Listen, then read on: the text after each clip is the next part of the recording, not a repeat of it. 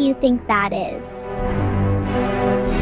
This doesn't look like the library bag. Let's check it out, Sèamus. What do you think, Sèamus?